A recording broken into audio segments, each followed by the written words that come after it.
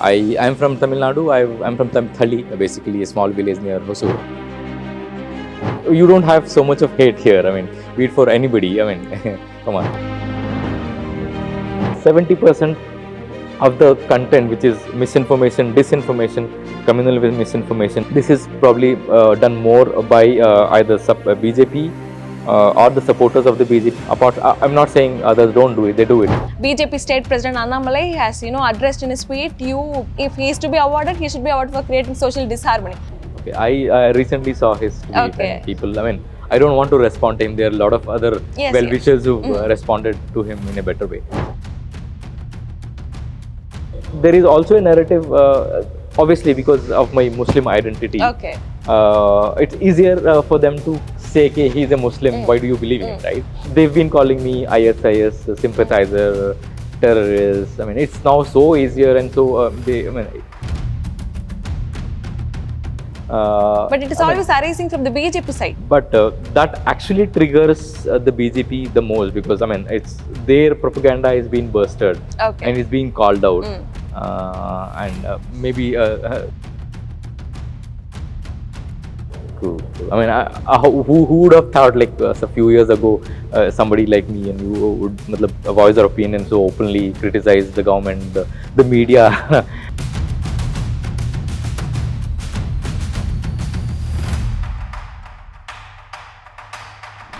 Hello, this is Sneha for the debate. Today we have with us the proud recipient of Kotte Amir Communal Harmony Award and the co-founder of Alt News, Mohammed Zubair sir. Hello sir. Hello. Today you have received the Communal Harmony Award from the Tamil Nadu government on the 75th Republic Day. How happy are you, sir? You belong to Tamil Nadu, so receiving this award from Tamil Nadu government, how happy does that make you feel? First of all, I was like very happy and surprised, as well as surprised because, I mean, as a fact checker, I did not expect any government for that matter to give away an award to a fact checker. And it's actually a welcome move and also I'm very excited for me and my family and my team and my colleagues at Alt News. We've been receiving criticism for doing fact checks. We've been trolled, we've been abused. And such positive things on a special day is actually very special to not just me, to my whole team. I mean, they are equally happy, equally excited. Out of all awards, this Communal Harmony Award is way too special. When there are a lot of criticism being constructed on the Hindutva politics or the hate speech, where the minorities are continuously being targeted, how important do you think is this Communal Harmony Award? Two things. One is Communal Harmony Award, and second one is the Communal Harmony Award for Alt News. Okay. So the Communal Harmony Awards, this has to, such awards should be, I personally feel, several other governments also should start a similar trend wherein you recognize people who are doing such kind of noble work to trying to mingle with all the religions and maybe trying to coexist and also maybe bridging the gap between all these communities. So which will encourage them to do more such work. And as a fact checker, we've been doing fact checks, be it against the government, pro-government, against the opposition parties. I mean, unbiasedly, being without any bias. So, but then unfortunately, most of the most of the fake news and communal misinformation, I would say, is being propagated usually by the supporters of the main ruling party of India. So, which is why most of our fact checks are related to their misinformation, their disinformation, their communally sensitive media which they've shared, debunking them. I'm sorry. So yeah, it's actually now that we've been doing this from past 6 years, that is from 2017, and we've only received. Obviously, we've received a lot of praises from the well-wishers and who truly understand what this is. But also, we've also received a lot of not just criticism. We've received abuses, slandering, targeting, hateful messages, be it offline and online, and especially our team or someone from a fact-checking background, despite all this, receiving this award and getting recognized by the government for the work he did or his team did, is really special to me. Yes. So this award is especially because of the video that was spread in Tamil Nadu, like when like the not migrant workers, especially from North India, are being targeted and assaulted in Tamil Nadu. Right. You were the first person to identify and say that was a false news and that did not actually happen in Tamil Nadu. So what made you think that this cannot happen in Tamil Nadu and this did not actually happen in Tamil Nadu? What made you believe in that? Okay, I think this was in March. Yes, March. early March or something. Because we also have this WhatsApp number which we've circulated to normal people who can report it if they've come across any such videos. We received multiple videos, but then I was not. It was late in the night. I was not that interested at that point. But then in the night, I got same videos by multiple people. That is when I didn't know this was going on, right? And this was going on by especially small. It started off on WhatsApp this time. On usually starts on Twitter and gets circulated on multiple other platforms. But this I feel this was started off on WhatsApp and then came to Twitter. It was Yes. ulta. And then initially I ignored it for say half an hour or so. Then when I started getting a lot of requests, that is when I was a little curious to find out where it was from. Because and also the way the first instance seeing the video, I thought and the narration with the video was there was a video clip saying Bihari migrant workers were mercilessly getting killed on a broader daylight. And all the people seeing the video are actually celebrating something similar to that. That cannot happen, right? Forget about Tamil Nadu. That cannot happen even in other countries. Anybody getting killed just because he or she doesn't like one language and because he's staying in his locality. Because I've also been, I was in Chennai. Initially, when the video was circulated, it was from Chennai. The accusation was that it happened in Chennai. Okay, you were in Chennai during that? I was, no, I'm just saying, Okay, though I'm from Tamil Nadu, but most of my college days, I've shifted to Bangalore. I'm from Tamil Nadu. I'm from Thali, basically a small village near Hosur. I stayed there for say 14, 15 years, and then we shifted to Bangalore. And on and off, I usually come to my native place. But then, yeah, since then I've not been to Tamil Nadu regularly.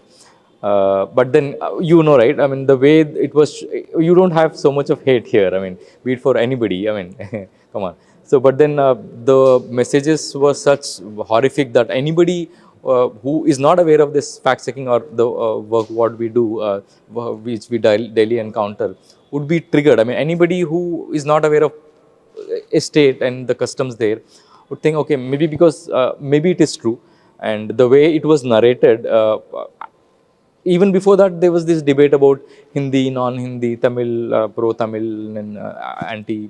I would not say anti-Hindi. It was pro-Tamil. Yeah. So there was already this debate about discussions about Hindi imposition here in southern language, southern states, and that actually when somebody from India, northern India, states from northern India gets this images, they obviously, because they already have this there in mind, okay, this is Tamilians or maybe Keralites or maybe even Karnataka, Kannadigas are all anti North Indians. This is what most of them have it because of the misinformation, fake news, propaganda. So they already have that in their mind. Now you see this video, it's like, it's Easy to believe. It's very easy to believe. So that is what probably triggered them to actually believe. The message was also so emotional, saying Bihari migrant workers, just because they were speaking Hindi, they were beaten up, they were killed, they were lynched, they were thrashed. They were like hanged. There was a message saying some 15 of them were hanged. Okay. In a room. To add up to the video. Yes, were hanged. They did not add any video about the hanging part. Unrelated video, but just that they continued the propaganda, saying not just this, 15 more were. We got to know at least 15 were hanged, and they could be more, or there could be 300. I remember the specific number. One of the messages said 300. That is huge, 300. Yes. An unrelated video, you give a narration, and then you also additionally claim that not just this, even 15 members or 12 members, I'm not very sure about the number, were hanged, and that video is being suppressed, and it is not, the media is not showing it because they don't want to show it, the truth.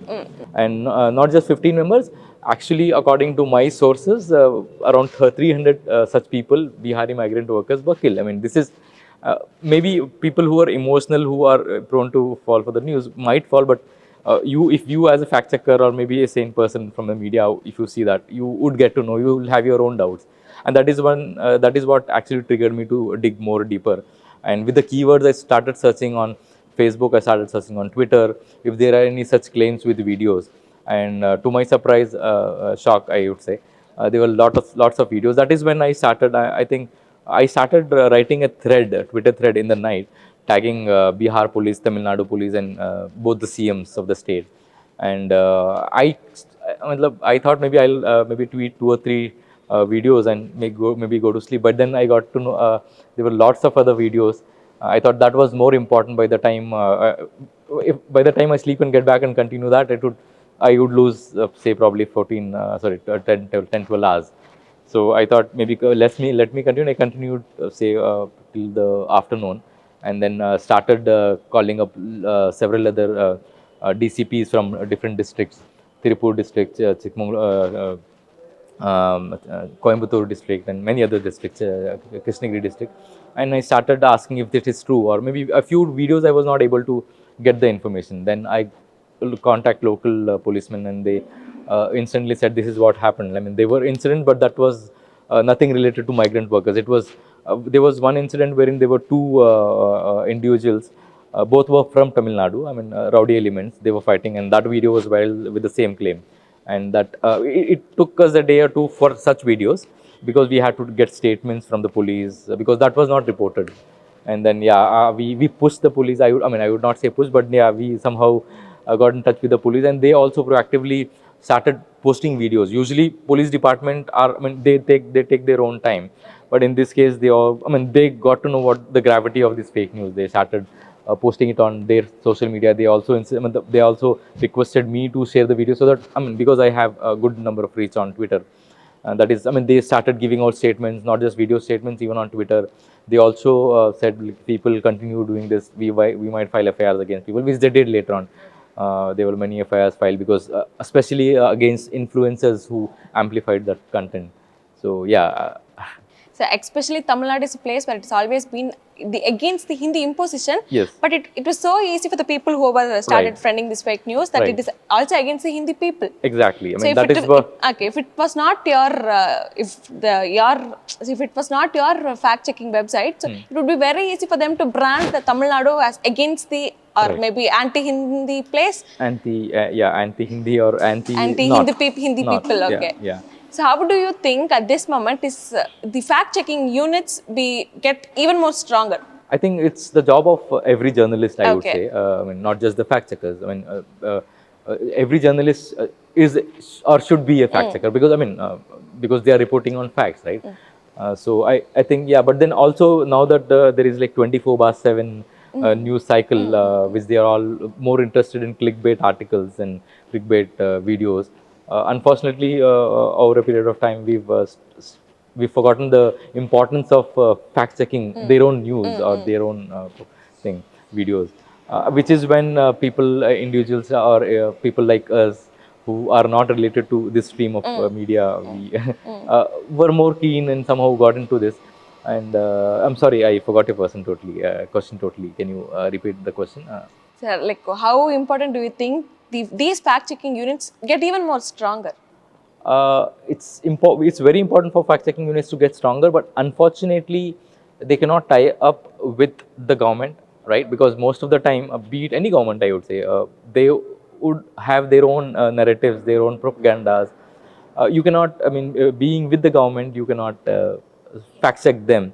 So one thing is, the fact checking unit should be independent of say any government, should be independent of any corporates. But unfortunately, if you try being that, you will not have funds. I mean, most of the media are like heavily funded, or maybe they get government ads. I mean, if you write anything against them, that would be cut out. So it's difficult, but actually important. But unfortunately, because of the financial crisis, not many are coming forward. Very limited people are doing this. But I think government should start initiative without any interference. They should encourage it. But unfortunately, that I don't see it happen very soon. I mean, Sir, you having said that, what is your take on government running fact checking websites? Like, do you still think the misinformation could be controlled when government start running the fact tuned websites? be it any government, I personally feel government should not be involved in Okay. fact checking. Yes, uh, uh, government cannot be. I mean, this propaganda, being a government here or maybe elsewhere, you cannot control any media. I mean, maybe they might claim they are not controlling, but end of the day, the person who is associated, if there is a fake news by somebody, say a minister from this government or some IT cell head or maybe a prominent person, you would be hesitant to write a fact check. Even if you write a fact check, you will not include that person's name or the position, right? And I mean, Very obvious. I mean, even if he's back of his mind, he's scared. Like, if I do this, I might get sacked or matlab, I would get criticized. So, be it any, not just fake, I mean, not just fact checking websites. I think anybody who is into this firm should not be associated, and it takes away their also the credibility would be. But then yes, we also would need at times help from the government, as in help, as in not monetary help.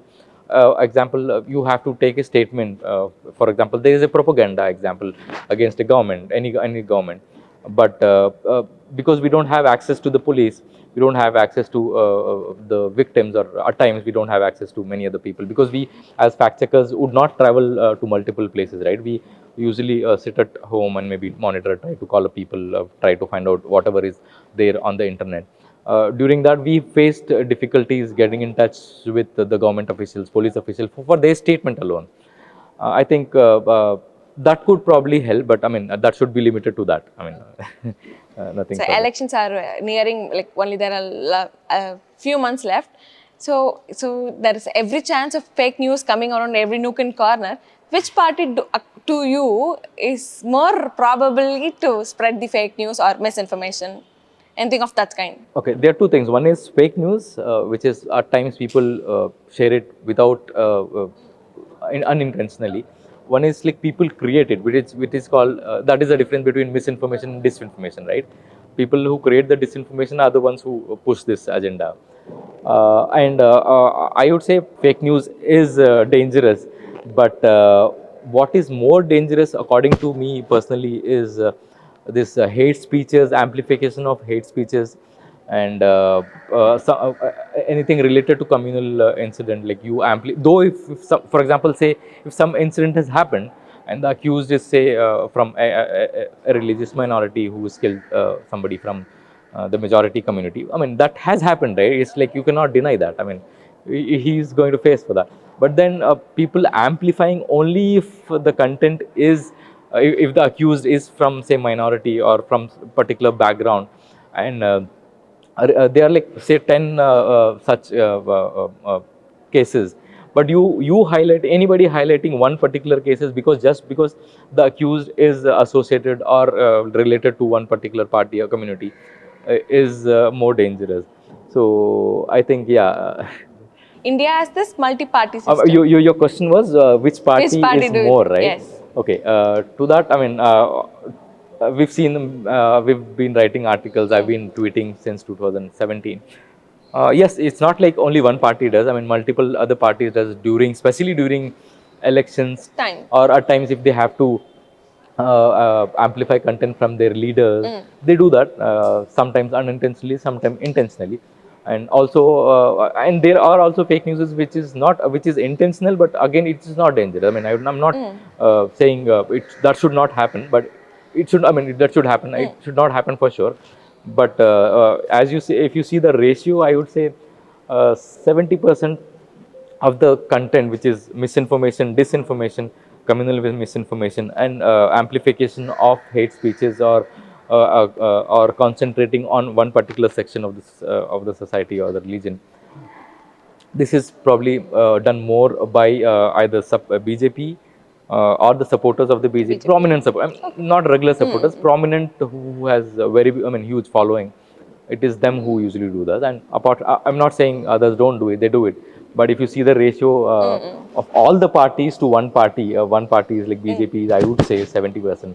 Rest of the parties would, I think, come under Okay. remaining 30. So that Now is the impact of. okay.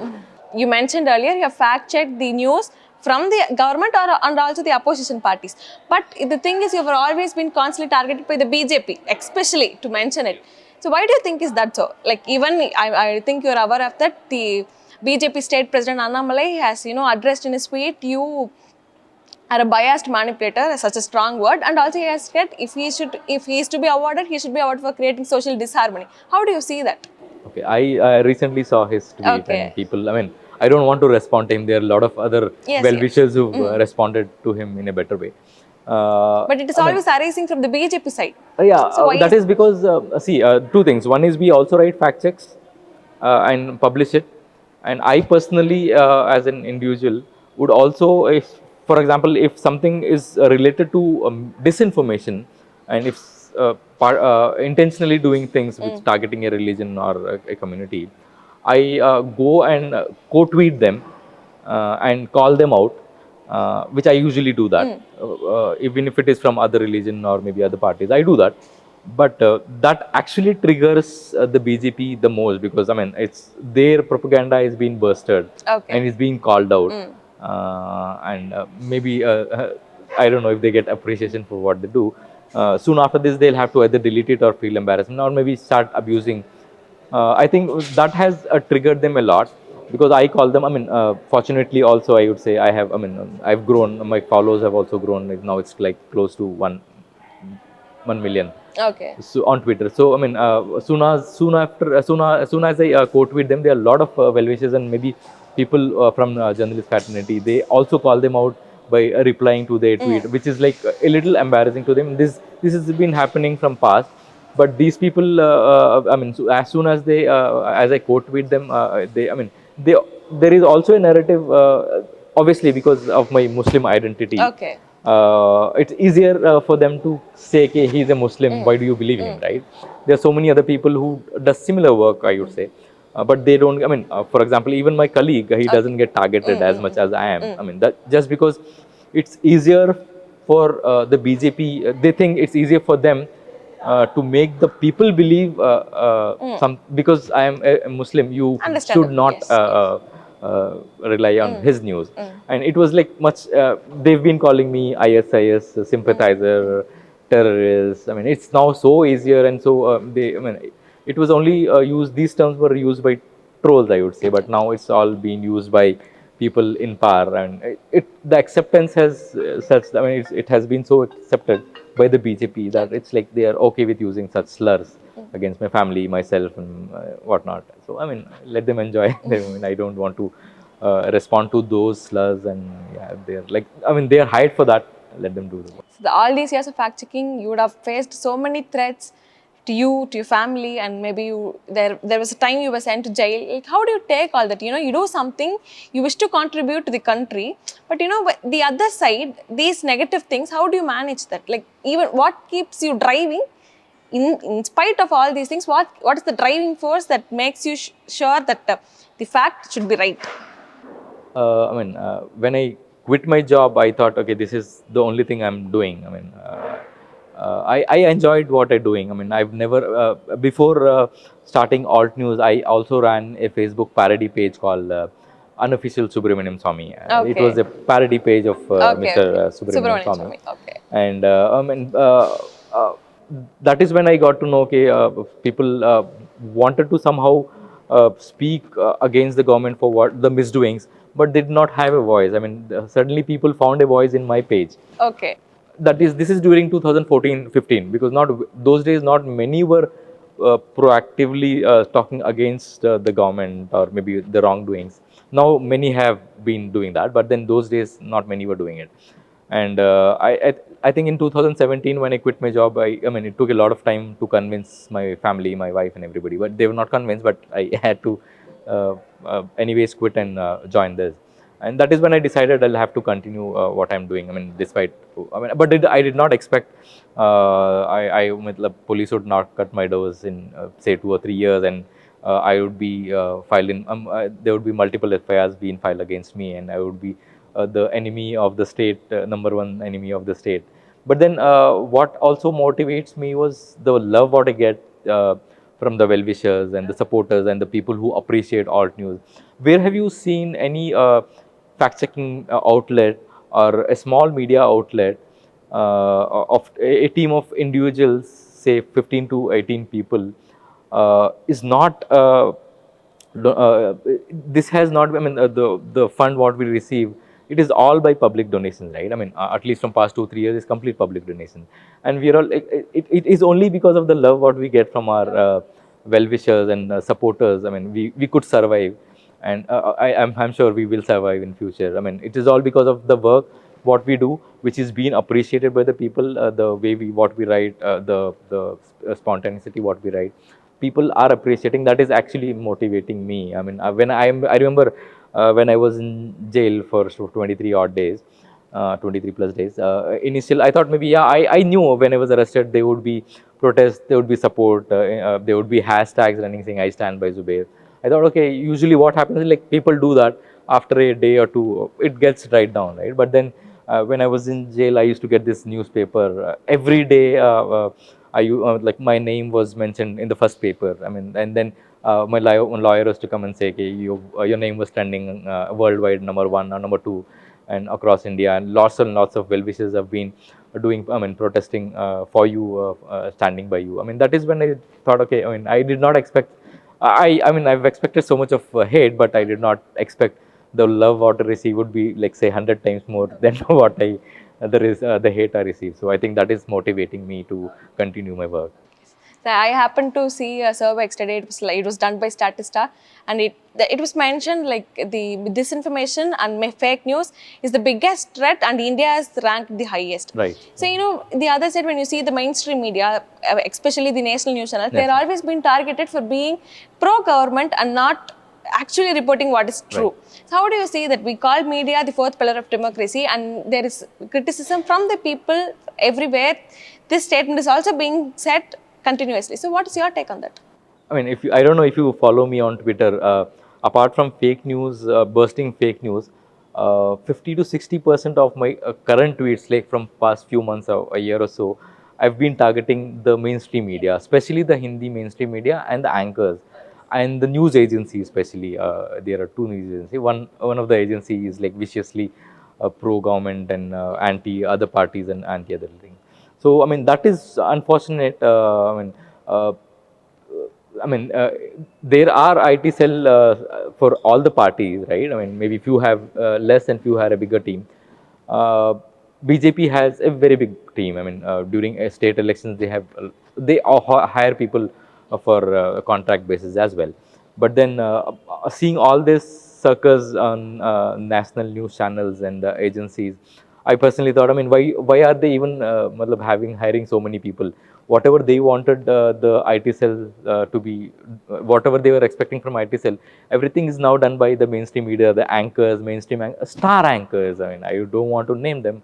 I've already named them on Twitter, but they've been doing that flawlessly for the government. I mean, they've openly, if you just see the tweets there, you would feel you're not reading tweets from a journalist. You would think you are reading a tweet from somebody, say Amit Malviya or a pro-government person. But unfortunately, this is the state of the media now. I think we as individuals, be it YouTubers and individuals, like say reporters, small-time reporters, I think we'll have to voice our opinion and maybe constantly push them so that I don't know if that would happen, but then we'll have to call them out regularly, and that is the only way to at Okay. least, yeah. So this is high time digital journalism also evolves where Very you much. get the voice to speak what is true. True, true. I mean, who would have thought like a few years ago, somebody like me and you would voice our opinion so openly, criticize the government, the media, and so many other people. But then, yeah, and also our voice is also reaching so many other people. But yeah, I mean, it also has advantages and disadvantages. But I think it's important, I would say. Thank you, sir. Thank you for having us. It was a very great opportunity to have you for us. Thank you so much. And again, congratulations for the award. Thank you. Thank you.